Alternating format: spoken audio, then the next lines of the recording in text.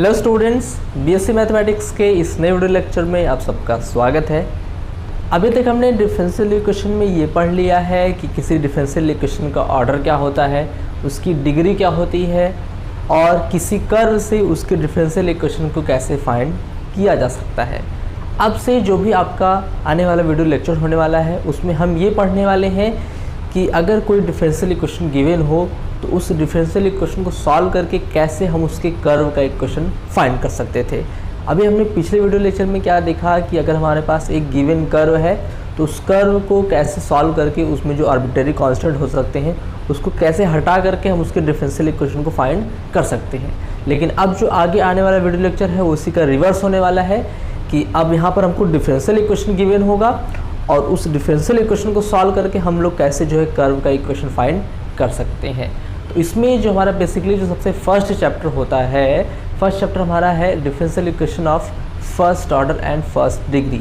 कि अगर हमारा डिफरेंशियल इक्वेशन फर्स्ट ऑर्डर का हो और फर्स्ट डिग्री का हो तो कैसे उस डिफरेंशियल इक्वेशन को सॉल्व करके उसके कर्व के इक्वेशन को फाइंड किया जा सकता है।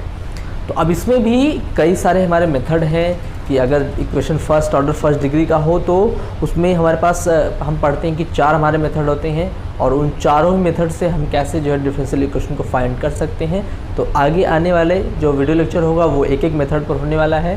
तो सबसे पहले हम देख लेते हैं कि यहाँ पर हमारे कौन कौन से मेथड हैं जिससे हम इस टाइप के डिफरेंशियल इक्वेशन को सॉल्व कर सकते हैं। तो यहाँ पर हम देखते हैं कि जो हमारा differential equation of first order and first degree होता है वो 4 तरह का जो है इक्वेशन बनाता है। नंबर 1 पहला हमारा होता है, कह सकते हैं कि सेपरेबल मेथड हमारा होता है, सेपरेबल मेथड। और सेकंड हमारा होता है कह सकते हैं कि homogeneous form, homogeneous form. Third हमारा होता है कह सकते हैं कि लीनियर फॉर्म। और फोर्थ हमारा होता है एग्जैक्ट फॉर्म। हमारा जो differential equation of first order and first degree होता है वो इन 4 फॉर्म में हो सकता है। तो यहाँ पर हम पढ़ेंगे कि अगर हमारा गिवन इक्वेशन अगर सेपरेबल फॉर्म में हो तो कैसे उसको हम सेपरेट करके उस डिफरेंशियल इक्वेशन को सॉल्व कर सकते हैं। दूसरा हम देखेंगे कि अगर हमारा जो डिफरेंशियल इक्वेशन अगर वो होमोजेनियस फॉर्म में हो तो उसको कैसे सॉल्व कर सकते हैं। तीसरा हमारा मेथड था लीनियर फॉर्म और चौथा हमारा एग्जैक्ट फॉर्म। और उसमें इसका एक एक पार्ट और आता है जिसको हम लोग कहते हैं, इसका जो सेकंड पार्ट आता है वो होता है रिड्यूसिबल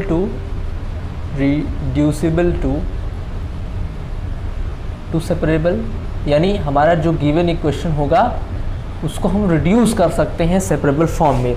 वो सेपरेबल फॉर्म में होगा नहीं, उसको हम रिड्यूस करके उसको सेपरेबल फॉर्म में रिड्यूस करेंगे कुछ मान करके, उसके बाद उसको हम जो सॉल्व कर सकते हैं। ऐसे ही हमारा होता है रिड्यूसिबल टू होमोजीनियस, कि कुछ ऐसे जो है इक्वेशन होंगे जो कि सीधे सीधे होमोजीनियस फॉर्म में नहीं होंगे, उसको हम लोग कुछ सपोज करके रिड्यूस करते हैं, उसके बाद फिर हम उस इक्वेशन को जो है सॉल्व करते हैं। तो यहाँ पर हर एक मेथड का जो एक रिड्यूसिबल फॉर्म होता है, reducible to linear and reducible to exact, reducible to exact form. तो ये कह सकते हैं कि हमारे 8 जो है मेथड होने वाले हैं। इन 8 मेथड को हम पढ़ने वाले हैं इस पूरे चैप्टर में, जिसमें हम पढ़ेंगे कि differential equation of first order and first degree को कैसे सॉल्व कर सकते हैं। तो सबसे पहला हम मेथड पढ़ेंगे कि सेपरेबल मेथड, जो कि आज का हमारे वीडियो लेक्चर का टॉपिक है कि अगर हमारा गिवन इक्वेशन कह सकते हैं कि कैसे हम लोग उसको जो सेपरेबल मेथड से सॉल्व कर सकते हैं। सेकेंड हमारा टॉपिक आएगा रिड्यूसिबल टू सेपरेबल, उसके बाद होमोजीनियस, फिर रिड्यूसिबल टू होमोजीनियस, फिर लीनियर, फिर reducible to linear and then exact and reducible to exact. और ये जो सारे टॉपिक हैं इसमें से क्वेश्चन जो है आपके बनते हैं, आपके चाहे तो यूपीएससी की बात करें, हम लोग यूपीएससी प्री एग्ज़ाम की बात करें तो इसमें भी जो है क्वेश्चन बन जाते हैं। और या फिर आईआईटी जैम की बात करें, आईआईटी अगर हम लोग जैम की बात करते हैं तो इसमें भी आपके कई सारे क्वेश्चन जो है इन सभी टॉपिक से बन जाते हैं। और अगर हम लोग बात करें टीजीटी पीजीटी की तो टीजीटी एंड पीजीटी में भी जो है हम देखते हैं कि इन मेथड से कई सारे क्वेश्चन जो है बन जाते हैं। तो सबसे पहले हम आज का हमारा जो टॉपिक स्टार्ट करते हैं सेपरेबल मेथड। तो उसको आप लोग नोट कर लीजिए। फिर इसको हम जो है यहाँ से अपने टॉपिक पर आते हैं, separable method.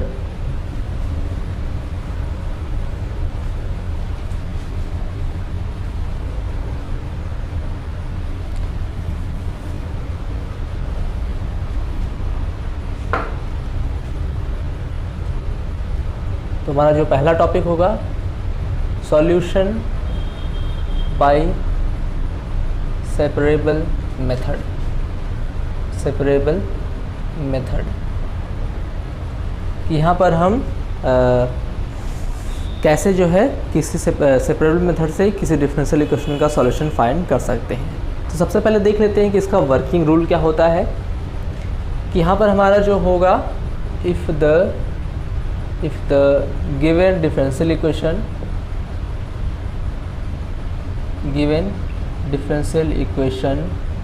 is of the form कि अगर हमारा गिवन डिफरेंशियल इक्वेशन हो वो अगर इस फॉर्म में होता है कि यहाँ पे कह सकते हैं कि dy/dx इज इक्वल टू यहाँ पे फंक्शन ऑफ x और फंक्शन ऑफ y। यहाँ पर x का फंक्शन और y का फंक्शन अलग अलग हो। अब वो हो सकता है कि वो इनटू के फॉर्म में हो सकता है, या फिर कह सकते हैं कि डिवाइड के फॉर्म में हो सकता है। तो किसी भी फॉर्म में हो सकता है, बस यहाँ पर हमारा जो x का फंक्शन वो y का फंक्शन वो अलग अलग हो। तो यहाँ पर हम लोग क्या करते हैं कि now separate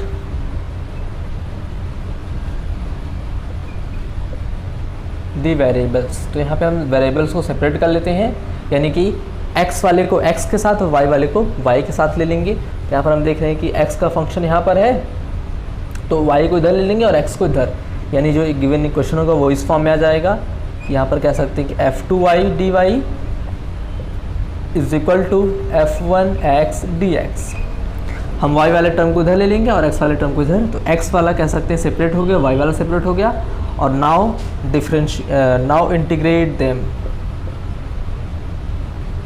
integrating the function. यहाँ पर क्या करेंगे, इस फंक्शन को क्या करें, इंटीग्रेट कर लेंगे। क्योंकि यहाँ पे dy है यानी y के रेस्पेक्ट में, और यहाँ पर dx तो x के रेस्पेक्ट में, इसको क्या कर लेंगे, इंटीग्रेट कर लेंगे। यहाँ पर dy इज इक्वल टू यहाँ पर integration f1x dx and plus c। तो इंटीग्रेशन करने के बाद जो हमारा जो इक्वेशन आएगा वही हमारा हो जाएगा इस डिफरेंशियल इक्वेशन का सॉल्यूशन। तो बहुत ही इजी मेथड है। बस इसमें हमको करना क्या होता है कि यहाँ पर x और y वाले टर्म को अलग अलग करना होता है। उसके बाद फिर x वाले टर्म को एक साथ, y वाले टर्म को एक साथ लेकर के दोनों फंक्शन को इंटीग्रेट कर देंगे तो हमको मिल जाएगा इस जो है डिफरेंशियल इक्वेशन का सॉल्यूशन। और ये मेथड केवल उसी के लिए एप्लीकेबल है जब यहाँ पर हमारा डिफरेंशियल इक्वेशन जो है first order and first degree का हो। तो अब आइए इसका कुछ एग्जाम्पल ले लेते हैं जो कि आपके एग्ज़ाम में पूछे गए हैं। यहाँ पर हम एग्ज़ाम्पल ले लेते हैं। फॉर एग्ज़ाम्पल जैसे हमारे पास है, यहाँ पर हम क्वेश्चन को नोट कर लें। dy/dx is equal to xy plus y के अपॉन xy प्लस x। अब यहाँ पे देख रहे हैं कि हमारा जो डिफरेंशियल इक्वेशन है वो first order and first degree का है। और यहाँ से हम क्या करेंगे कि यहाँ पे हमको देखना पड़ेगा, पहचानना पड़ेगा कि क्या ये सेपरेबल मेथड से सॉल्व हो सकता है। तो यहाँ पर देखें कि क्या ये इसमें y के टर्म को और x के टर्म को हम लोग अलग अलग कर सकते हैं। यहाँ पर हम देखेंगे कि हम इसको जो है dy/dx इज इक्वल टू, इसको हम लोग लिख सकते हैं, अगर ऊपर से y कॉमन कर लिया जाए तो बचेगा x प्लस 1, और अपॉन नीचे से x कॉमन कर लिया जाए तो बचेगा y प्लस 1। और यहाँ से हम x और y वाले टर्म को एक साथ ले सकते हैं। तो चूँकि यहाँ पे dy है तो इस y वाले टर्म को इधर लेते हैं और dx को यहाँ ले लेते हैं। तो यहाँ से y प्लस 1 जाएगा तो वो हो जाएगा ऊपर y प्लस 1 dy, और अपॉन में आएगा y नीचे, ठीक है, y plus 1 upon y is equal to, यहाँ से dx को उधर ले लेंगे तो हो जाएगा x plus 1 dx upon x। और इस वाले टर्म को यहाँ पे अलग अलग कर लें तो यहाँ से देख सकते हैं कि इसको हम लोग लिख सकते हैं, कह सकते हैं कि 1 plus 1 upon y dy is equal to 1 plus 1 upon x dx। और अगर इसको इंटीग्रेट कर लिया जाए, नाउ इंटीग्रेट देम, तो इंटीग्रेट करते हैं तो यहाँ से 1 का इंटीग्रेशन क्या होगा, 1 का इंटीग्रेशन हमारा हो जाएगा y, चूँकि y के रेस्पेक्ट में किया जा रहा है, और प्लस यहाँ से 1/y का हमारा हो जाएगा log y is equal to यहाँ से 1 का हो जाएगा x प्लस यहाँ पे log x प्लस यहाँ पे कांस्टेंट ले लेते हैं log c। अब कांस्टेंट चाहे तो आप c ले सकते हैं, log c ले सकते हैं, माइनस log c ले सकते हैं, वो डिपेंड करता है कि हम किस तरह से अपने सॉल्यूशन को सेपरेट कर सकते हैं। तो यहाँ से हम लोग कर क्या लें कि यहाँ से अगर x को इधर ले लें और y को इधर ले लें, तो यहाँ से ये हो जाएगा y minus x is equal to यहाँ से log x माइनस का, या फिर इसको लिख सकते हैं log cx माइनस का इसको ले लेंगे तो log y, और फिर इसको थोड़ा सा और सॉल्व कर लें तो यहाँ से हमारा हो जाएगा y minus x is equal to log cx upon y। तो ये हमारा हो जाएगा इस डिफरेंशियल इक्वेशन का सॉल्यूशन। आई होप आपको नीचे दिखाई दे रहा होगा। जी हाँ, तो ये हमारा होता है सेपरेबल मेथड। बहुत ही ईजी मेथड है, इसमें हमको बस क्वेश्चन को देख करके ये पहचानना पड़ता है कि क्या उसको यहाँ पे x वाले वेरिएबल को और y वेरिएबल को सेपरेट किया जा सकता है। जिसमें हम सेपरेट अलग अलग कर सकते हैं तो उसको हम लोग जो है y वाले टर्म को एक तरफ और x वाले टर्म को एक तरफ ले करके सीधे इंटीग्रेट कर देंगे, हमारा जो है सॉल्यूशन आ जाएगा। अब आइए कुछ ऐसे क्वेश्चन लेते हैं जो कि आपके IIT जैम में पूछे गए हैं, और यहाँ पर इसको देख के हमको पहचानना पड़ेगा कि इसको जो है सेपरेबल मेथड से सॉल्व किया जा सकता है। तो यहाँ पर पहले क्वेश्चन का अगर हम लोग देखें, पहले क्वेश्चन की अगर हम लोग बात करें तो यहाँ से y डैश क्या होगा, y डैश को हम लोग लिख सकते हैं dy बाई dx, क्योंकि फर्स्ट डेरिवेटिव है तो dy by dx is equal to यहाँ पर, अब यहाँ पर हमको क्या करना पड़ेगा कि x वाले टर्म को अलग ले लें और y वाले टर्म को अलग, यानी इसको हम लोग लिख सकते हैं 2 power x into 2 power minus y। इस तरह से किया जा सकता है। बेस को हमने अलग अलग करके यहाँ पे पावर को अलग अलग कर दिया, तो इस तरह से इसको लिख सकते हैं। और यहाँ पे क्या कर लें कि x वाले टर्म को अलग ले लें, y वाले टर्म को अलग, तो यहाँ से इसको हम लोग लिख सकते हैं कि dy by dx is equal to 2 power x upon 2 power y। इसको पावर को हमने पॉजिटिव बनाकर नीचे लिख दिया, और फिर y वाले टर्म को उधर और x वाले टर्म को उधर ले लें, तो 2 power y dy is equal to 2 power x dx। Now integrate them, और इसको इंटीग्रेट कर लेते हैं तो यहाँ से log a, और अगर इसका इंटीग्रेशन किया जाए तो कह सकते हैं कि integration of a power x dx is equal to होता है a power x upon log a, यानी यहाँ पे जो log a होता है वो अपॉन में आ जाता है। तो इस तरह से हम यहाँ पे इस फॉर्मूले को यूज़ करेंगे, तो यहाँ पे हमारा इसका आंसर हो जाएगा, कह सकते हैं कि 2 पावर y अपॉन log 2, क्योंकि बेस में हमारा 2 है, इस फॉर्मूले का यूज़ करेंगे तो log 2 हो जाएगा इज इक्वल टू यहाँ पर 2 power x upon log 2 plus का c, और या फिर यहाँ चाहें तो हम लोग c को क्या लिख सकते हैं, c को हम लोग c बाई log 2 लिख लें ताकि सॉल्व करना इजी रहे। चूँकि कांस्टेंट है तो हम लोग यहाँ पे c बाई log 2 ले सकते हैं, ठीक है। और यहाँ से कह सकते हैं कि तीनों का हर बराबर है, तो यहाँ से हो जाएगा कितना, 2 power y is equal to हमारा हो जाएगा 2 पावर x प्लस का c। तो ये हो जाएगा हमारा इस डिफरेंशियल इक्वेशन का सॉल्यूशन।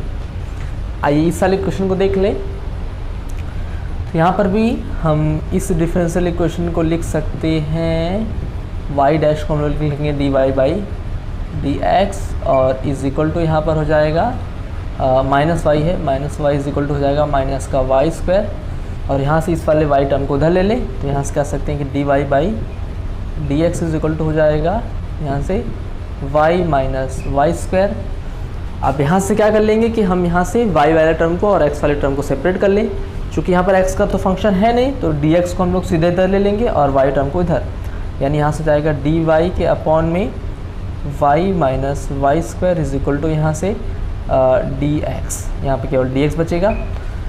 और इसको तो हम लोग क्या कर सकते हैं, इसका यहाँ पे हमको करना पड़ेगा पार्शियली, कह सकते हैं इसको पार्शियल फ्रैक्शन ब्रेक करेंगे। इसको हम लोग लिख सकते हैं 1 अपॉन वाई को 1 अपॉन वाई माइनस वाई, ठीक है। यहाँ से y कॉमन कर लेंगे तो 1 अपॉन वाई माइनस वाई लिख सकते हैं। और इसको अगर हम लोग ब्रेक करें तो यहाँ से a अपॉन वाई माइनस का b upon 1 minus y. I hope आपको वहाँ पे दिखाई दे रहा होगा। जी हाँ, तो इस तरह से हम इसको कह सकते हैं कि पार्शियली फ्रैक्शन में ब्रेक करते हैं। और यहाँ से ए और बी की वैल्यू निकालते हैं। तो ए और बी की वैल्यू निकालने के लिए यहाँ से क्या करेंगे कि अगर हम लोग पुट कर दें कितना पुट, या फिर इसको हम लोग इस फॉर्म में लिख सकते हैं कि 1 इज इक्वल टू ए, यहाँ पे 1 माइनस वाई और प्लस का बी वाई। यहाँ से इसका से मल्टीप्लाई कर देंगे, इसका से मल्टीप्लाई कर देंगे, अपॉन वी आ जाएगा और ये पूरा टर्म कैंसिल हो जाएगा। और यहाँ से put y is equal to 1, अगर यहाँ पे y is equal to 1 put करते हैं तो ये वाला टर्म हो जाएगा 0, यानी यहाँ से कितनी वैल्यू आ जाएगी, यहाँ से बचेगा सिर्फ कह सकते हैं कि 1 is equal to b into 1, यानी b की वैल्यू कितनी आ जाएगी, b की वैल्यू आ जाएगी 1। और अगर यहीं से हम लोग पुट कर दें put y is equal to 0, तो अगर y को 0 पुट कर देते हैं तो ये टर्म 0 हो जाएगा और यहाँ से बचेगा a, यानी यहाँ से कितना लिख सकते हैं, तो y को 0 पुट करेंगे तो यहाँ से बचेगा a और a इज इक्वल टू आ जाएगा 1, यानी a की वैल्यू 1 आ गई और b की वैल्यू भी 1 आ गई। तो यहाँ से ये डिफरेंशियल इक्वेशन आ जाएगा इस फॉर्म में। यहाँ से उसको हम लोग लिख सकते हैं कि 1 अपॉन वाई माइनस का 1 अपॉन वाई, यानी यहाँ से इसको लिख सकते हैं 1 अपॉन वाई माइनस का 1 माइनस 1 अपॉन वाई, ठीक है। और यहाँ पे d y is equal to d x. तो यहाँ से इसको चाहे तो आप लोग सॉल्व करके देख लीजिए कि यहाँ पर इसका मल्टीप्लाई करेंगे तो बचेगा 1 माइनस वाई और यहाँ माइनस वाई, तो माइनस वाई, सॉरी यहाँ से कुछ तो मिस्टेक हो रहा है, यहाँ से 1 माइनस वाई नहीं आना चाहिए, क्योंकि अगर 1 माइनस वाई आ जाएगा तो अच्छा सॉरी यहाँ पे देखिए ये वैल्यू माइनस यहाँ पे है तभी तो गलत हो रहा था, यहाँ पे माइनस है। तो यहाँ पे अगर y की वैल्यू 1 पुट करते हैं तो y की वैल्यू 1 पुट करें तो ये 0 हो जाएगा, यानी b की वैल्यू यहाँ पे ये माइनस b होगा, तो b की वैल्यू हमको मिलेगी -1, यानी यहाँ पे ये वाला टर्म रहेगा माइनस, ये प्लस हो जाएगा, ठीक है। ये वाला टर्म b की वैल्यू यहाँ पे -1 आएगी, -1 पुट करेंगे तो ये प्लस हो जाएगा। अब इसको ज़्यादा सॉल्व करके देखेंगे तो यही वैल्यू हमको मिलने वाली है, ठीक है। तो इस तरह से हो जाएगा यहाँ पर कि 1 माइनस वाई और यहाँ plus y upon y minus 1 minus y, इसको सॉल्व करने इतना आ जाएगा। अब यहाँ से दोनों का अलग अलग कर लेंगे, यहाँ पे इंटीग्रेशन, तो इंटीग्रेशन करते हैं तो यहाँ से 1 अपॉन वाई का इंटीग्रेशन क्या होगा log वाई और माइनस प्लस यहाँ से इसका हो जाएगा log 1 माइनस वाई, और y का जब करेंगे तो -1 मिलेगा, यानी माइनस आगे आ जाएगा, और is equal to x plus log c. I hope आपको नीचे दिखाई दे रहा होगा, जी नहीं आपको नीचे दिखाई नहीं दे रहा है तो हम इसको यहाँ पे लिख लेते हैं, इसको आप लोग नोट कर लीजिए, फिर हम जो है इसको यहाँ पे सॉल्व करें। तो यहाँ से हम जो है इसको लिख सकते हैं, यहाँ से इसका इंटीग्रेशन करेंगे तो मिलेगा log y और यहाँ से मिलेगा माइनस का log 1 minus y is equal to x plus log c ले लें, या फिर c भी ले सकते हैं या फिर log c भी ले सकते हैं, कोई फ़र्क नहीं पड़ेगा, या फिर हम लोग चाहे तो c ही ले सकते हैं, c ही मान ले लेते हैं। तो यहाँ से क्या मिलेगा हमको, यहाँ से हमको मिल जाएगा, कह सकते हैं कि log y upon 1 minus y is equal to x plus c, और अगर यहाँ से log को उधर ले लेते हैं तो y upon 1 minus y is equal to कितना हो जाएगा, ये हो जाएगा e की पावर x प्लस सी, ठीक है, e की पावर x प्लस सी। और चाहे तो इसको हम लोग क्या कर सकते हैं, इसको हम लोग लिख सकते हैं e की पावर x इंटू ई की पावर c, और यहाँ से e की पावर c को हम लोग एक नया कांस्टेंट सपोज कर लेंगे c1, ठीक है, क्योंकि यहाँ से देख लीजिए कि e की पावर x इंटू ई की पावर c अलग अलग कर सकते हैं, तो यहाँ से हम लोग इसको ले सकते हैं एक नया कांस्टेंट मान लेते हैं c1 e की power x, e power c को हमने एक नया कांस्टेंट मान लिया।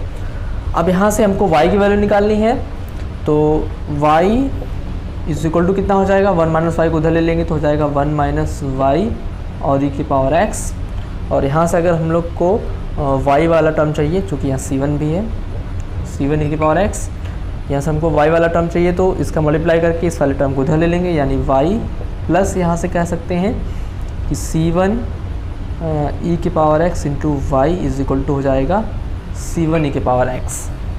इसका से मल्टीप्लाई कर दिए तो ये वाला टर्म यहाँ पर रह जाएगा, जबकि इसका से मल्टीप्लाई कर देंगे तो और उस वाले टर्म को हमने डायरेक्ट इधर ले लिया, c1 e की पावर x इंटू वाई। यहाँ से y कॉमन कर लें, y कॉमन करेंगे तो मिलेगा कितना, 1 प्लस c1 e की power x is equal to c1 e की पावर x। आई होप आपको नीचे दिखाई दे रहा होगा, जी हाँ। अब यहाँ से क्या कर सकते हैं कि आगे यहाँ पर हम लोग यहाँ से क्या कर सकते हैं कि इस वाले टर्म को उधर कर लें तो y इज इक्वल टू हमारा कितना आ जाएगा, y इज इक्वल टू हमारा हो जाएगा c1 e के power x upon 1 plus c1 e के पावर x, इतनी वैल्यू जो है इसकी आ जाएगी। ठीक है, तो यहाँ से ये वैल्यू आ चुकी है। अब यहाँ से हमको क्या करना है कि हमको निकालना है x टेंड्स टू इन्फिनिटी पर y की वैल्यू, यानी yx की वैल्यू। यहाँ पर अप्लाई कर देंगे limit x tends to infinity. अब यहाँ पर देखते हैं कि x टेंड्स टू इन्फिनिटी पर वैल्यू उसकी कितनी होती है। तो x, अगर यहाँ पर x को इन्फिनिटी रखा जाए तो कह सकते हैं कि इसकी वैल्यू हो जाएगी हमारी इनफाइनाइट, क्योंकि फॉर इन्फाइनाइट की वैल्यू इनफाइनाइट ही होती है। तो इसको हम लोग चाहें तो यहाँ से इसको पहले हम लोग उसको और सॉल्व कर सकते हैं। यहाँ से y इज इक्वल टू, अगर हम लोग क्या कर दें कि c1 e पावर x से या फिर e पावर x से डिवाइड कर दें, e पावर x से न्यूमरेटर में भी और e पावर x से डिनोमिनेटर में डिवाइड कर दें, यानी भाग दे दें। यानी यहाँ पर e के पावर x से और यहाँ पर भी e के पावर x से अगर भाग दे दें पूरे इक्वेशन में, तो क्या मिलेगा हमको, ये तो कैंसिल हो जाएगा, बचेगा c1 के अपॉन यहाँ से ये हो जाएगा 1 अपॉन, कह सकते हैं कि 1 अपॉन e के पावर x, और प्लस यहाँ पे कह सकते हैं कि यहाँ से c1 मिल जाएगा। अब अगर यहाँ पे रखा जाए कि limit x tends to infinite, x tends to infinite y is equal to, और यहाँ पर अप्लाई करेंगे limit x tends to infinite और c1 अपॉन 1 अपॉन e के पावर x, या फिर उसको ऊपर ले लें e के power minus x plus c1। और अगर यहाँ वैल्यू पुट कर दी जाए तो e के पावर माइनस x की वैल्यू कितनी हो जाएगी, e के पावर माइनस x यानी माइनस इन्फिनिटी, और e के पावर माइनस इन्फिनिटी की वैल्यू होगी 0, क्योंकि e के पावर इन्फिनिटी की वैल्यू कितनी है, इनफाइनाइट है। तो 1 अपॉन e के पावर इन्फाइनाइट की वैल्यू कितनी होगी, 1 अपॉन इन्फाइनाइट यानी कि 0। तो यानी e के पावर माइनस इन्फाइनाइट की वैल्यू होती है 0, तो ये वैल्यू 0 हो जाएगी। और यहाँ पर मिलेगा c1 बाई c1 यानी y इज इक्वल टू कितना आ जाएगा, y इज इक्वल टू आ जाएगा 1।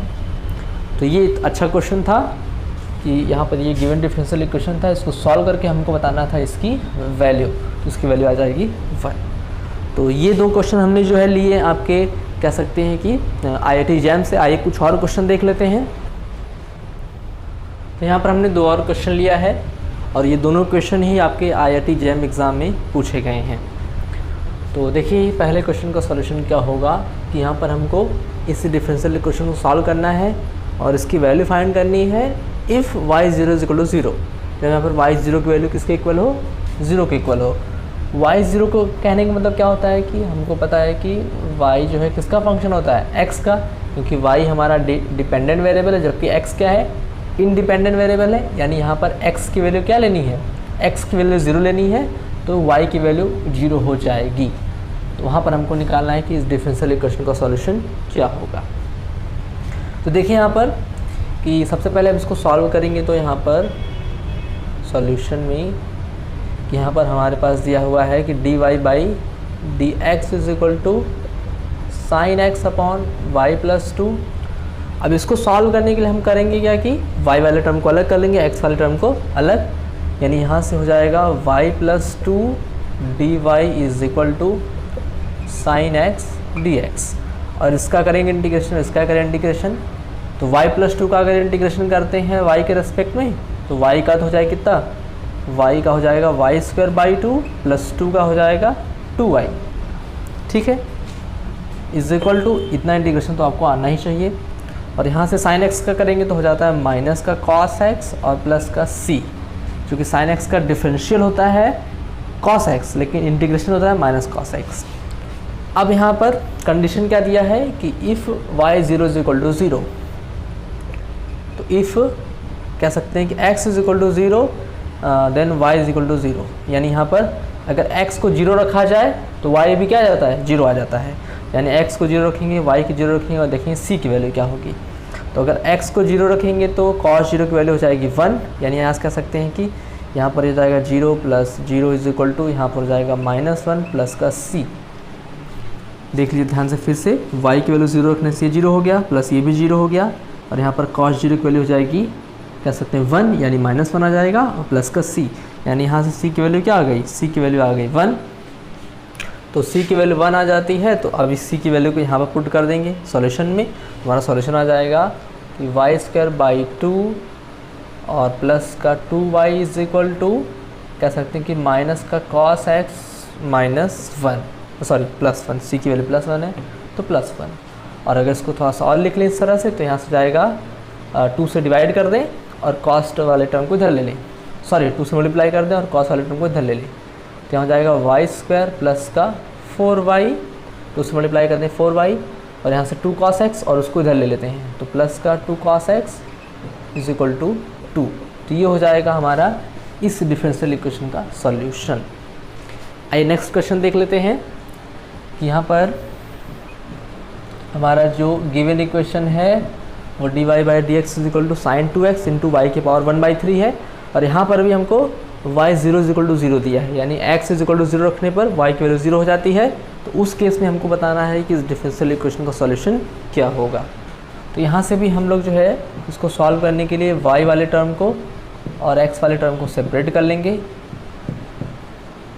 ठीक है, सबसे पहले हम x वाले टर्म को अलग ले लें और y वाले टर्म को, तो यहाँ से x को इधर ले लेंगे, y को अपॉन में आ जाएगा, यानी यहाँ से dy के अपॉन में y की पावर 1/3 इज इक्वल टू हो जाएगा साइन 2x dx और इसका कर देंगे यहाँ पर इंटीग्रेशन। तो इंटीग्रेट करेंगे तो यहाँ पर अब y को ऊपर ले जाएंगे तो हो जाएगा y की पावर कितना -1/3 और dy और इज इक्वल टू यहाँ से इस साइन 2x का इंटीग्रेशन क्या होगा, साइन 2x का इंटीग्रेशन हो जाएगा, कह सकते कि माइनस का cos 2x/2।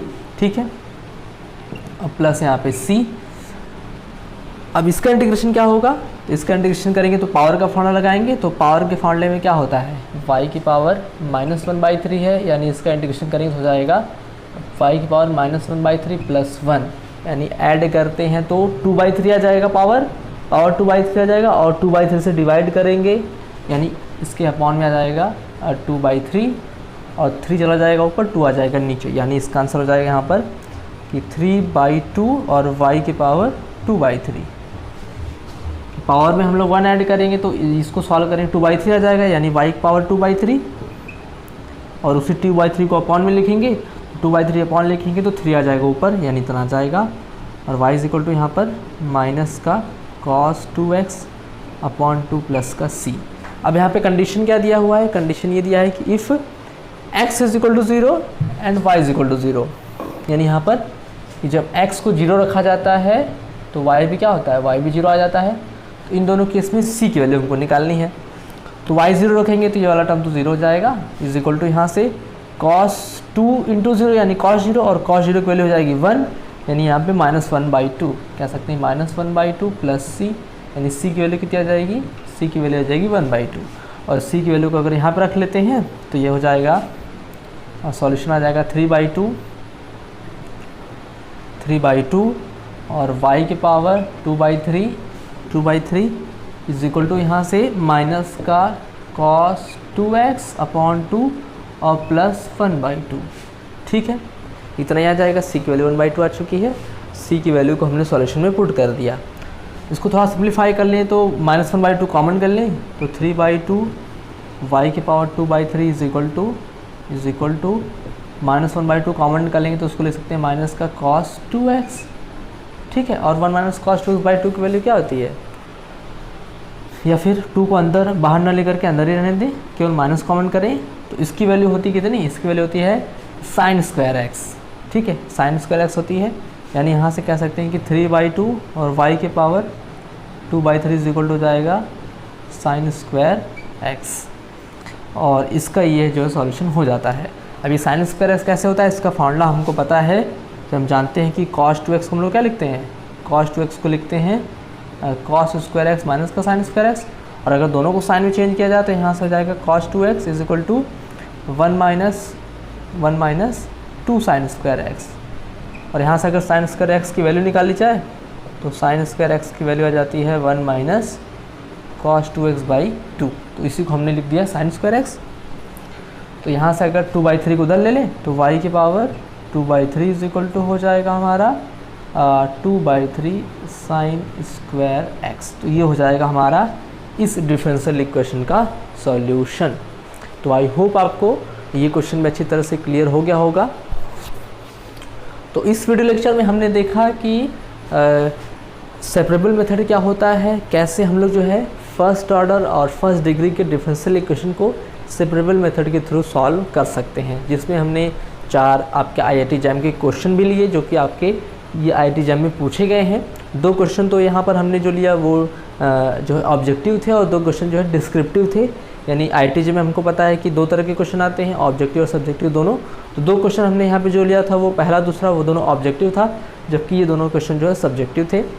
तो आई होप आपको ये वीडियो लेक्चर अच्छी तरह से क्लियर हो गया होगा कि कैसे हम लोग जो है सेपरेबल मेथड के थ्रू किसी भी डिफरेंशियल इक्वेशन को सॉल्व कर सकते हैं। अब नेक्स्ट जो वीडियो लेक्चर होने वाला है उसमें हम बात करेंगे कि कैसे हम लोग जो है कोई डिफरेंशियल इक्वेशन सेपरेबल मेथड में होगा नहीं, लेकिन उसको हम लोग सेपरेबल मेथड में चेंज करके कैसे उस टाइप के डिफरेंशियल इक्वेशन को सॉल्व कर सकते हैं, यानी रिड्यूसिबल टू सेपरेबल फॉर्म। अगला हमारा जो टॉपिक होगा वो होगा रिड्यूसिबल टू सेपरेबल फॉर्म। तो मिलते हैं नेक्स्ट वीडियो लेक्चर में।